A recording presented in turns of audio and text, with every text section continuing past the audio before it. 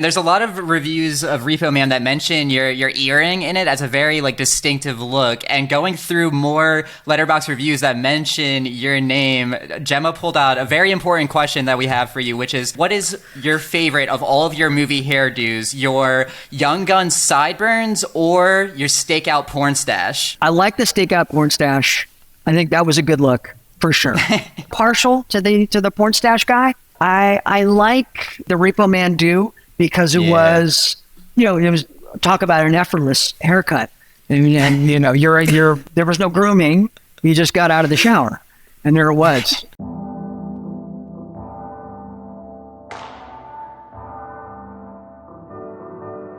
We need to get into your 4 favorites now that we've got the fangirling out of the way, although there'll be more, I'm sure. So here's a fun Letterboxd fact.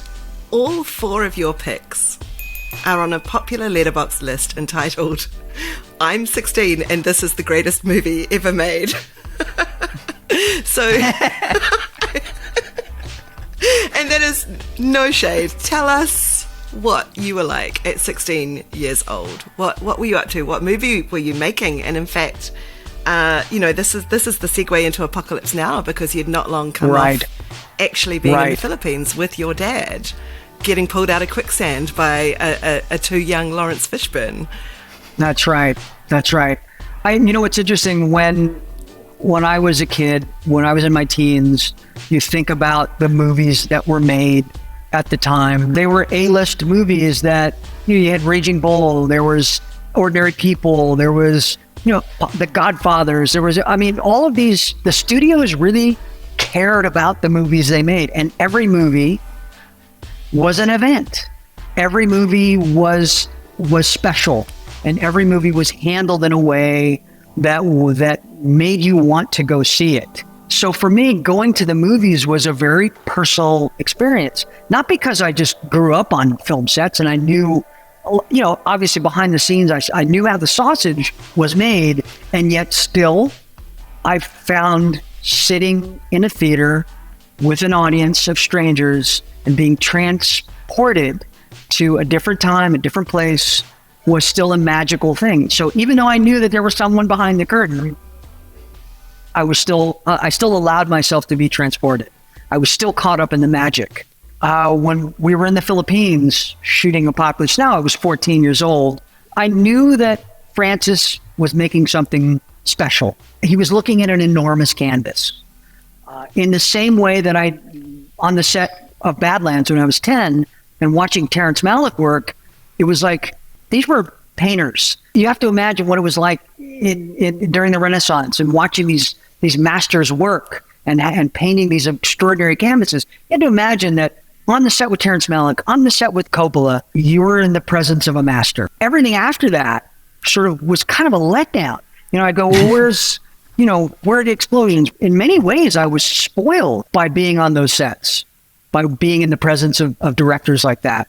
But the experience of being in the Philippines and being on that set, and I don't know if you guys know this, but I actually worked on the film. I was an extra in the Dolan Bridge sequence, and we trained for 3 weeks. Boy. I was a messenger boy, and I was on a machine gun. I was on an M60 machine gun, which was bigger than I was, and I was Gio Coppola and I, Francis' son. We were in this scene together. But I didn't tell anybody in the crew that I was connected to the star of the film. And so Jerry Zeismer, the AD, said, "Well, now you just treating me like another extra." And he says, "You'll be here and you'll Sheen. And when Martin Sheen runs past you, you're going to scream for a medic." I said, "Okay, that's great." And again, these were giant set pieces. So if you got your line wrong or if you got the timing wrong, it was a reset was going to be hours. So I said, "Hold on, Jerry, let me get this straight. When my dad runs past me and he says, 'Wait a minute, who's your dad?' I said, 'Martin.' He says, 'What the hell are you doing here?' And I said, I'm in the shot. I'm the messenger boy." He couldn't. It's like you could see his brain just kind of like trying to get it around that. It was like, It was like just nothing. It didn't add up for him. But so we did the shot, and then I hit the cue, and it was up. And then Francis cut it out of the movie. So anyway, what a shame. What a shame. I'm sure it was a great performance. You know, I'm sure it was not. I'm sure. I'm almost certain that Francis probably saw the footage and said, "Who's this child?" No. He said it was too good. He said it was too good. It's going to distract from the rest of the movie if we leave it in here. Overshadowed his father. We can't have this. Well, speaking of, seeing how the sausage gets made, we're curious, having Apocalypse Now as one of your 4 favorite films of all time, is that partly because you were literally part of the madness, or is it because even if you had nothing to do with the film, if you weren't on the set, you would go sit in a theater and watch it and just be overcome by the greatness that you're seeing on screen in front of you? No, indeed. And when the film opened, you had to buy tickets. And the same thing with The Deer Hunter. You had to buy your tickets in advance like you were going to a concert. Mm-hmm. And there was a place to watch it, a theater in Los Angeles called the Cinerama Dome. And when the film came out, the Cinerama. I bought my tickets in advance, and I waited in line. And the line would be around the block, and I would do this week after week after week. I'd buy my tickets, I'd wait in line, I'd go to the Dome, because I couldn't believe it. It was a version without credits, so they handed out flyers. Which were the credit list. It was the version that also that they didn't blow up the Kurtz compound at the end. But I kept taking my friends that knew that I had left the States and they knew that I was on location. I wanted them to understand what it was like over there and the madness, because I told them the stories. I'd written letters.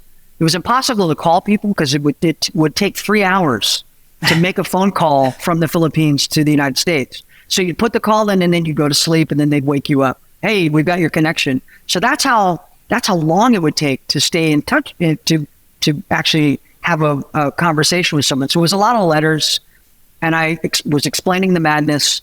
So now the movie's out, and I'm taking this friend and that friend, and you have to see this. You have to understand what was going on. It was spectacle. And when you think about how important the movie is, it exists at a level of importance on so many different levels. And most of all, it's because it's about our failed policy, not only in Vietnam, but around the world, and the blowback from that, which we're still experiencing over and over and over again. It was about this folly, this American imperialism, this war machine, and an effort to suppress and subjugate people in a foreign land with our military might and our aggression and our Americanism.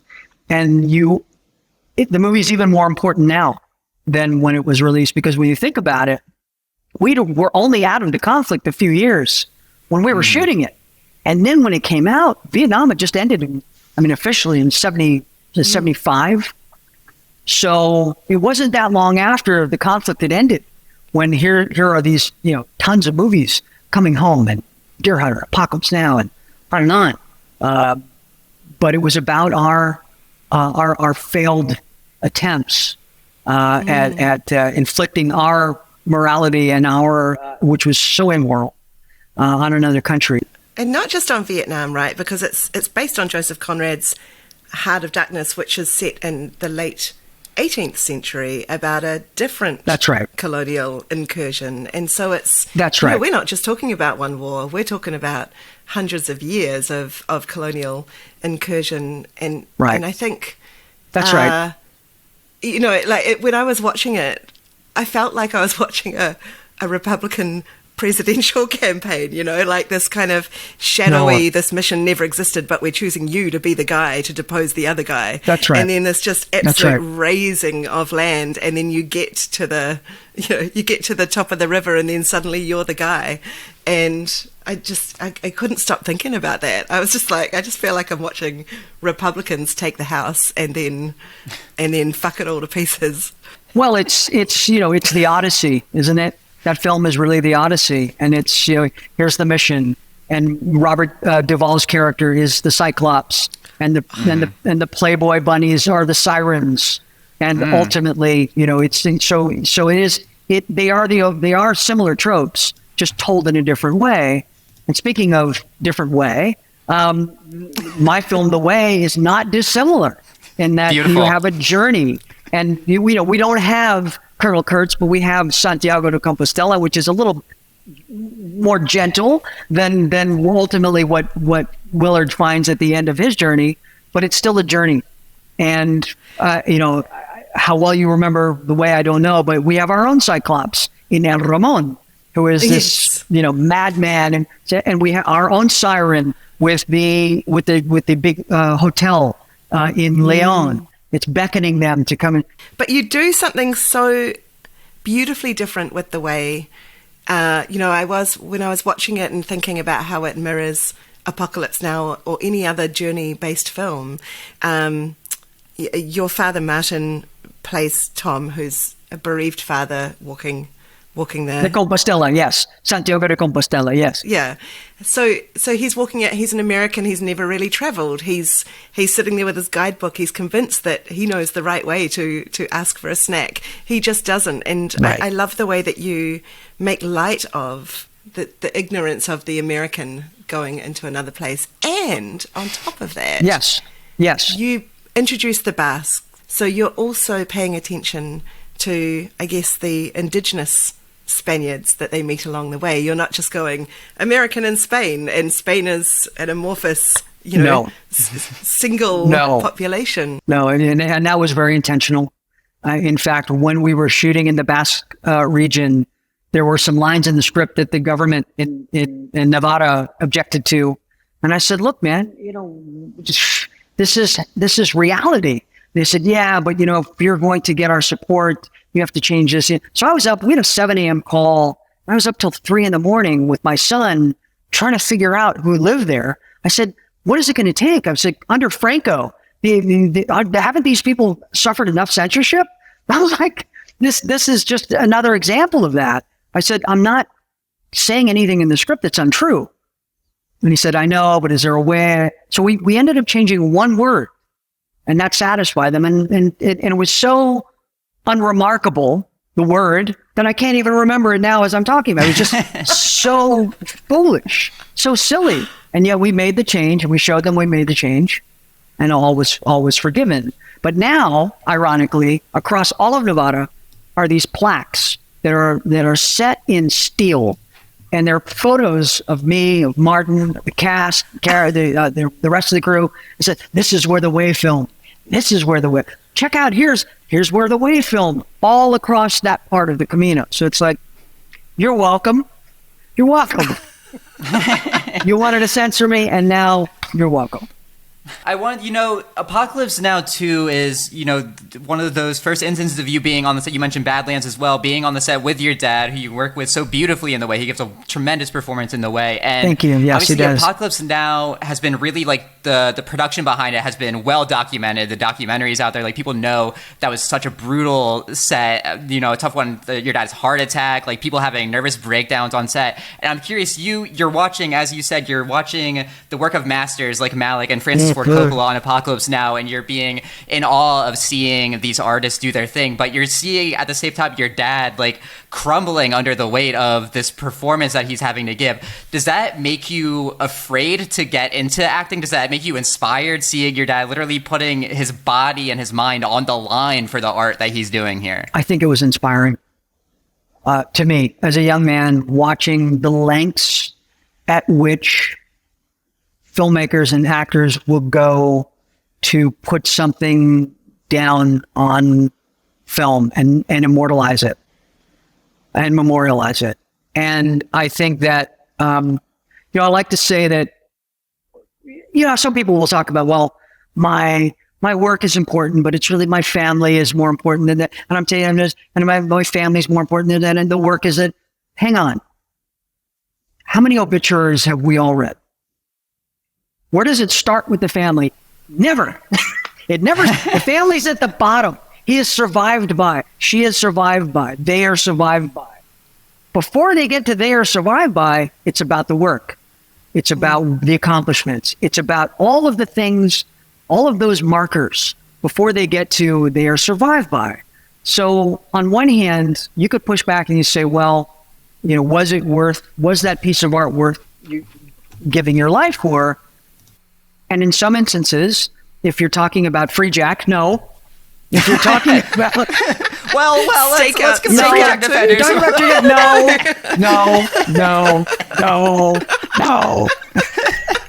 no. Kind of a fun movie, though. Let's be honest. This interview's over. Mitchell, you're done. So Mitchell, you're fired. Listen, sorry, I'm sorry. fired. I'll see you guys later. I'm gonna go watch Free Jack again. No. Not worth your life. If you're talking about apocalypse, if you're talking about certain things that are going to outlive you, that are going to be at the top of your obituary, right after your name, then maybe, yes, maybe it is worth it. I mean, and then the other part of the argument is, well, they're not going to bury you with all of your movies, but they're not going to bury you with your money, your movies. They're also not going to bury you with any other member of your family. Mother's Day is coming up when this episode goes to air, and you mentioned your mother, and we've talked a lot about your father, we've talked about your brother. I just want to say that Mitchell and I both noticed in our research that your mum is the backbone of your family. She's the key to all of this, right? So shout out to... She really is. Shout out to Janet Templeton Sheen. She's an amazing woman. I just wrote a piece for the Washington Post about immersive travel, and she is mentioned in it more than my father is, frankly, because she understood immersive travel. She understood how important it was if we were going to move to the Philippines for Apocalypse, or to Mexico for Catch-22, or to Rome for the Cassandra Crossing, that it was important that we dig into a community, that we learn about the culture, that we learn some of the language if possible, but that her idea of travel was immersive in a way that it was also inclusive. So she was well ahead of the curve in terms of inclusivity and really making sure that we weren't looked at as the ugly Americans who just sort of came into town, that we embraced a community, and we embraced a city or a small village in a way that we would want to be embraced. And so I credit her with really getting us through some of the most difficult times, including in the Philippines. In many ways, she saved my dad's life. Wow. Well, to kind of wrap us up, to take us back to the Philippines, you've given us so much joy through your work over these many decades. And what if you could go back to 14, 15, 16-year-old Emilio and tell him anything right now? For a final question, what would you go back and say to that young Emilio Estevez? Work harder. Wow. Work harder. Keep working. Work harder. Man. Yeah. Work harder. And don't do Free Jack. You and me are gonna have a talk. You and me are gonna get back together Don't a little bit after this. So we'll have a breakdown. We're gonna get back together on Free Jack. Don't do Free Jack.